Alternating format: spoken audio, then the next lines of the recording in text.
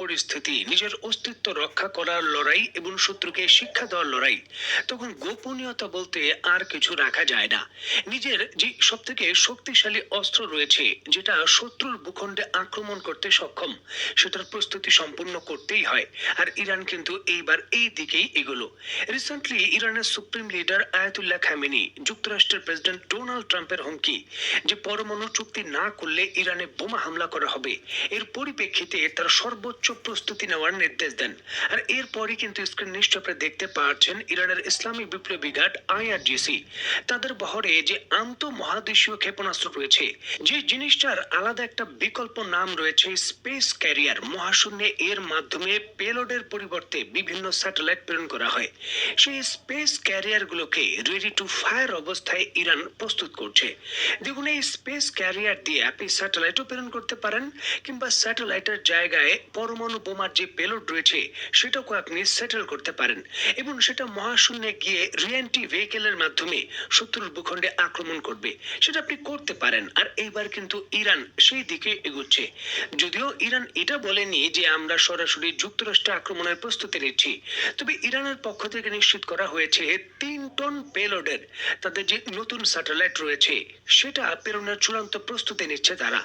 যদিও এই ধরনের কর্মকাণ্ডের বিষয়ে যুক্তরাষ্ট্র হুঁশিয়ারি দিয়ে বলেছে যে এটা ইরান মূলত স্যাটেলাইট প্রেরণের কোনো ধরনের কর্মসূচির অংশ নয়। ইরান তার আন্তঃমহাদেশীয় ক্ষেপণাস্ত্র ব্যবস্থার যে শক্তিশালী প্ল্যাটফর্ম রয়েছে সেটাকে দাঁড় করাচ্ছে এবং যুক্তরাষ্ট্রের বিরুদ্ধে হুমকি তৈরি করছে। যুক্তরাষ্ট্র আনুষ্ঠানিকভাবে এই ধরনের বক্তব্য দিয়েছেন। আর এই ধরনের বক্তব্য দেওয়াটাই স্বাভাবিক, কারণ উত্তর কোরিয়ার পক্ষ থেকেও এইভাবেই কিন্তু আন্তঃমহাদেশীয় ব্যালিস্টিক ক্ষেপণাস্ত্রের যে আধুনিকায়ন, এই দুইটাই কিন্তু উত্তর কোরিয়া করেছে এই স্পেস প্রোগ্রামের আড়ালে, যেটা ইরানও বহুদিন ধরে করছে, এবং যুক্তরাষ্ট্রের পক্ষ থেকে ইরানের এই স্পেস প্রোগ্রামের উপর শক্তিশালী নিষেধাজ্ঞাও রয়েছে।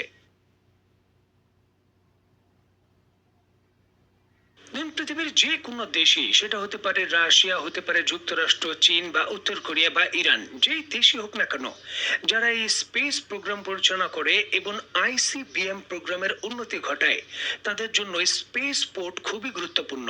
স্পেস পোর্ট মূলত যে জায়গা থেকে এই রকেটগুলোকে নিক্ষেপ করা হয়, তার অবকাঠামো তৈরি করা, পরিকাঠামো তৈরি করা খুবই গুরুত্বপূর্ণ বিষয়। এবং বিশাল আকারের এই রকেটগুলো সেই পরিকাঠামোর কাছাকাছি কিন্তু তৈরি হয়, যাতে ট্রান্সপোর্টেশনে কোনো ধরনের সমস্যা না হয়। হিসাব বলছে ইরানের ভেতর বর্তমানে 2টি স্পেস পোর্ট রয়েছে, ইমাম খোয়েমি স্পেস পোর্ট এবং শারুদ স্পেস পোর্ট। ইরানের যে ইমাম খোয়েমেন স্পেস পোর্ট রয়েছে সেটা ইরানের সর্বপ্রথম স্পেস পোর্ট, যেটা সেনমান প্রদেশের উত্তর পূর্ব ইরানে অবস্থিত। এই স্পেস পোর্ট ব্যবহার করে ইরান তার সিরমোগ এবং সাফারি রকেট ব্যবহার করে কক্ষপথে তার স্যাটেলাইট প্রেরণ করেছিল, যেটা ছিল 300 কেজি ওজনের। পরবর্তী সময় 2024 সালে এই 3টি স্যাটেলাইট আলাদা ব্যবহার করে মাইদা KN-2 এবং হাফতা-1 এই স্যাটেলাইটগুলো তারা প্রেরণ করেছিল। তবে এই পোর্টের যে পেলোড সক্ষমতা ডেলিভারি দেওয়ার, সেটা হলো 300 কেজি।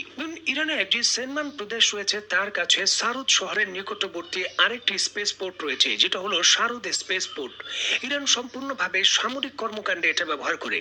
ইরানের যে কায়েম 100 এবং জুলহান সা নামক যে রকেট রয়েছে সেটা এখান থেকে উৎক্ষেপণ করা হয়েছিল। 500 কিলোমিটার পৃথিবীর কক্ষপথের বাইরে প্রায় 700 কেজি ওজন সমপরিমাণের যে পেলোড রয়েছে, এই গোপনীয় সামরিক স্পেস পোর্টটি নিক্ষেপ করতে পারে।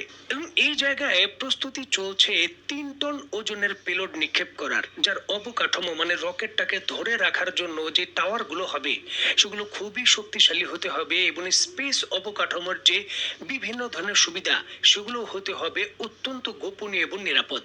যার জন্যই কিন্তু ইরান তার যে 3য় স্পেস পোর্ট রয়েছে সেটা উদ্বোধন করেছে গতকালকে। আপনারা নিশ্চয়ই অবগত আছেন ইরানের যে চাবাহার পোর্ট রয়েছে, যেটা পাকিস্তানের গোয়াদার বন্দরের কাছাকাছি অবস্থিত।